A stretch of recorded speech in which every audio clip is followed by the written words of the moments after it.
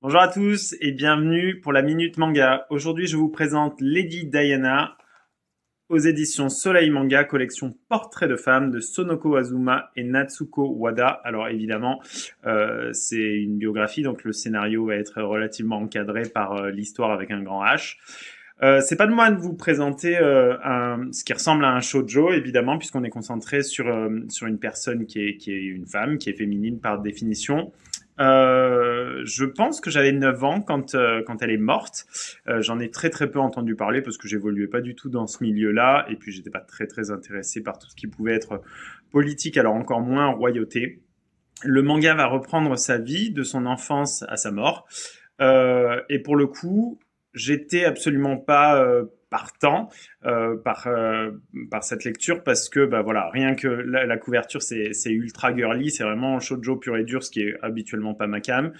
Et j'ai passé un moment absolument excellent. J'ai trouvé ça brillant.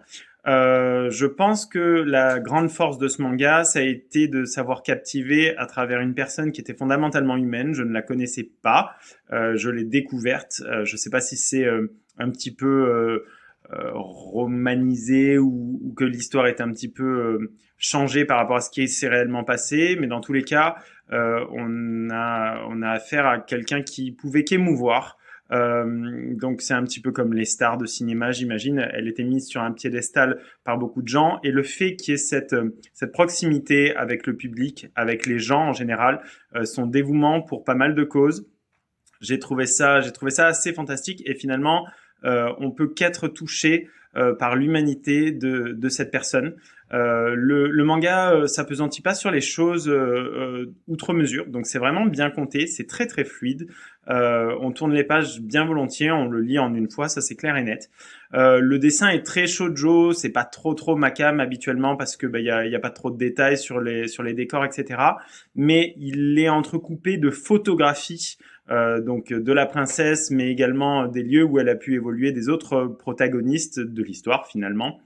Et je trouve ça génial parce que ça permet vraiment de se faire une idée beaucoup plus précise et des événements et de l'histoire en elle-même. Je peux vraiment que vous le conseiller, que vous soyez ou non intéressé par Lady Di à proprement parler, parce que moi je m'en fichais complètement.